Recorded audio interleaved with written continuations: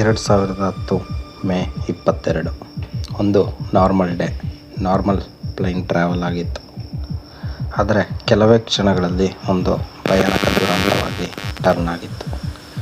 166 ಮಂದಿ ಹಾರುತ್ತಿದ್ದ ವಿಮಾನ ಲ್ಯಾಂಡ್ ಆಗುವ ಮುನ್ನವೇ ಅಂತ್ಯ ಕಂಡಿತ್ತು. 158 ಜನರು ಸಾವನ್ನಪ್ಪಿದ್ದರು. ಆದರೆ ಈ ದುರಂತ ತಪ್ಪಿಸಬಹುದಾಗಿತ್ತು.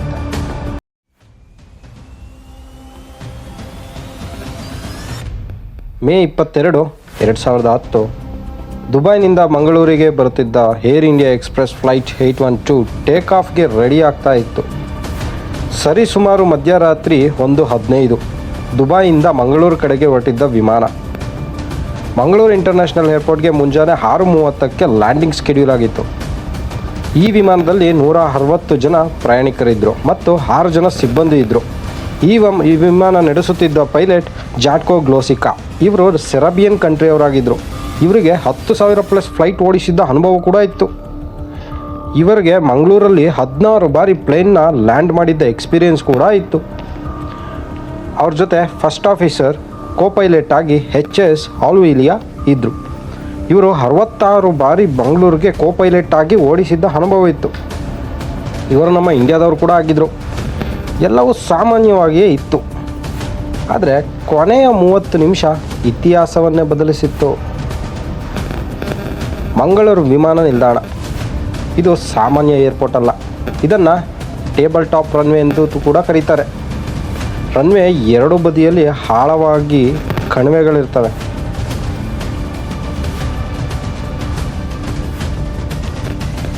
ರನ್ವೇಯ ಎರಡು ಬದಿಯಲ್ಲಿ ಆಳವಾದ ಕಣಿವೆಗಳು ಇದ್ದಿದ್ದರಿಂದ ಅಲ್ಲಿ ಸ್ವಲ್ಪ ರಿಸ್ಕಿ ಲ್ಯಾಂಡಿಂಗ್ ಮಾಡಬೇಕಾಗಿತ್ತು. ಅಂದರೆ ತುಂಬ ಎಕ್ಸ್ಪೀರಿಯನ್ಸ್ ಇರೋರಿಗೆ ಮಾತ್ರ ಕರೆಕ್ಟ್ ಲ್ಯಾಂಡಿಂಗ್ ಮಾಡೋದಕ್ಕೆ ಕ್ಲಿಯರೆನ್ಸ್ ಸಿಗುತ್ತೆ. ಹಾಗೆ ಇಲ್ಲಿ ಎಕ್ಸ್ಪೀರಿಯನ್ಸ್ ಪೈಲಟ್ ಏನೋ ಇದ್ದರು, ಬಟ್ ಅವರಿಗೆ ಲ್ಯಾಂಡಿಂಗ್ ಕ್ಲಿಯರೆನ್ಸ್ ಸಿಗ್ತಿರಲಿಲ್ಲ. ಒಂದು ಚೂರು ಸ್ಪೀಡಲ್ಲಿ ವೇರಿ ಆದರೂ ಕೂಡ ಫ್ಲೈಟ್ ಕಂಟ್ರೋಲ್ಗೆ ಸಿಗೋದಿಲ್ಲ. ಅಂದರೆ ಮಂಗಳೂರು ಏರ್ಪೋರ್ಟ್ ರನ್ವೇ 5,299 ಫೀಟ್, ಅಂದರೆ ಸರಿಸುಮಾರು 1,615 ಮೀಟರ್ ಇದೆ. ಆದರೆ ಈಗ ಸಮಯ 6:02. Flight speed 544 km/h ಸ್ಪೀಡಲ್ಲಿದೆ. ಸೊ ನಮ್ಮ ಪೈಲಟ್ ಲ್ಯಾಂಡಿಂಗ್ಗೆ ರೆಡಿ ಆಗ್ತಾರೆ. ಫೈನಲ್ ಅಪ್ರೋಚ್ ಕೂಡ ಮಾಡ್ತಾರೆ. ವಿಮಾನ ನಿಧಾನವಾಗಿ ಇಳಿಯಲು ಪ್ರಾರಂಭಿಸುತ್ತೆ.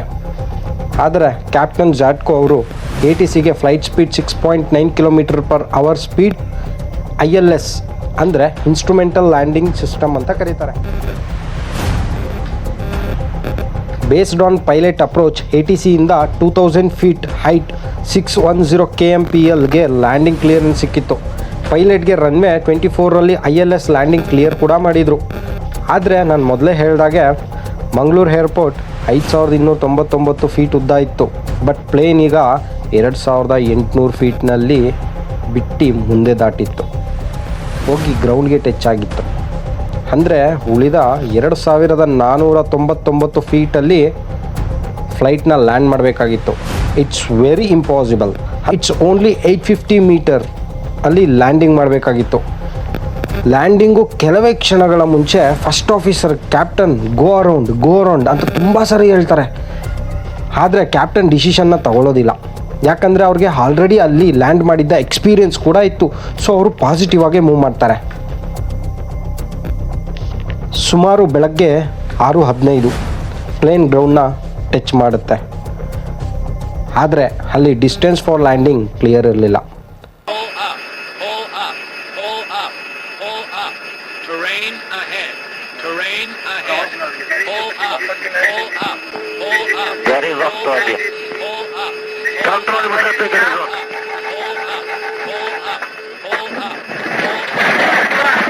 ಪ್ಲೇನ್ ಆಲ್ರೆಡಿ ಅರ್ಧ ರನ್ವೇನ ದಾಟಿತ್ತು. ಲ್ಯಾಂಡಿಂಗ್ಗೆ ಡಿಸ್ಟೆನ್ಸ್ ಕೂಡ ಸಿಗಲಿಲ್ಲ.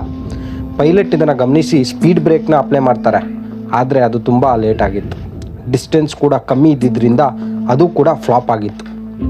ಆದರೆ ಮತ್ತೆ ಟೇಕ್ ಆಫ್ ಮಾಡೋದಕ್ಕೆ ಸ್ಪೀಡ್ ಕೂಡ ಸಿಗೋದಿಲ್ಲ. ಅಂದರೆ ಅಷ್ಟರಲ್ಲಿ ವಿಮಾನ ರನ್ವೇ ದಾಟಿ ಪ್ಲೇನ್ ವಿಂಗ್ಸ್ ILS ಆ್ಯಂಟೆನಾಗೆ ಟಚ್ ಆಗಿ ಬೆಟ್ಟದ ಆಳಕ್ಕೆ ಸರಿಸುಮಾರು 980 ಅಡಿ ಕೆಳಗಡೆ ಬಿದ್ದು ತುಂಬ ದೊಡ್ಡದಾಗಿ ಬ್ಲಾಸ್ಟ್ ಆಗುತ್ತೆ. ಅದು ಕ್ಯಾಪ್ಟನ್ನ ನಿರ್ಧಾರದಿಂದ 58 ಜನರು ಸಾವನ್ನಪ್ಪಿದರು. 158 ಜನರು ಕ್ಷಣಗಳಲ್ಲಿ ಪ್ರಾಣ ಕಳೆದುಕೊಂಡಿದ್ರು. ಪ್ಲೇನ್ ಕಂಟ್ರೋಲ್ ಸ್ಪೀಡ್ನ ಮತ್ತು ಲ್ಯಾಂಡಿಂಗ್ನ ಗಮನಿಸಿದ್ದ ಮ್ಯಾಂಗ್ಳೂರು ಏರ್ಪೋರ್ಟ್ ATC ಅವರು ಇಮಿಡಿಯೇಟ್ಲಿ ರೆಸ್ಕ್ಯೂ ಟೀಮ್ಗೆ ಇನ್ಫಾರ್ಮ್ ಮಾಡ್ತಾರೆ. ಆದರೆ ಬೆಂಕಿ ಹೊತ್ತು ಹೊಗೆ ಬರ್ತಿದ್ದರಿಂದ ಅದು ತುಂಬ ಕಷ್ಟ ಆಗಿತ್ತು ರೆಸ್ಕ್ಯೂ ಮಾಡೋದಕ್ಕೆ. ಕೆಲವರು ಮಾತ್ರ ಲಕ್ಕಿಲಿ ಬದುಕುಳಿದ್ರು, ಕೆಲವರಿಗೆ ತುಂಬ ಗಂಭೀರ ಗಾಯಗಳಾಗಿತ್ತು. ಸೊ ಇನ್ವೆಸ್ಟಿಗೇಷನ್ ರಿಪೋರ್ಟ್ ಏನು ಹೇಳುತ್ತೆ ಅಂತ ಅಂದರೆ, ಕ್ಯಾಪ್ಟನ್ ಗೋರ್ ಆನ್ ಮಾಡ್ಬೋದಾಗಿತ್ತು and the judgement of landing ಕೂಡ ರಾಂಗ್ ಆಗಿತ್ತು. ಮೋರ್ ಓವರ್ ಕ್ಯಾಪ್ಟನ್ ಪ್ಲೇನ್ ಗ್ರೌಂಡ್ಗೆ ಟಚ್ ಆಗ್ತಿದ್ದಾಗೆ ಟೇಕ್ ಆಫ್ ಕೂಡ ಮಾಡ್ಬೋದಾಗಿತ್ತು. ಬಟ್ ಸ್ವಲ್ಪ ಲೇಟಾಗಿ ಟ್ರೈ ಮಾಡಿದ್ರಿಂದ ಲಾಸ್ಟ್ ಚಾನ್ಸ್ ಕೂಡ ಮಿಸ್ ಆಗಿತ್ತೆ. ಕ್ಯಾಪ್ಟನ್ ಒಂದು ಸಣ್ಣ ನಿರ್ಧಾರ ಈ ದುರಂತಕ್ಕೆ ಕಾರಣ ಆಗಿತ್ತು. ಈ ಒಂದು ನಿರ್ಧಾರ 158 ಜನರನ್ನ ಕಳೆದುಕೊಂಡಿದ್ವಿ. ಕ್ರ್ಯಾಶ್ ಆದಮೇಲೆ ಪ್ಲೇನ್ ಸೇಫ್ಟಿಯಲ್ಲಿ ತುಂಬ ಚೇಂಜಸ್ ಕೂಡ ಆಗುತ್ತೆ. ಏನಾದರೆ ಏನು ಬಂತು, ಹೋದ ಜೀವಗಳು ಮತ್ತೆ ಬರುತ್ತೆ.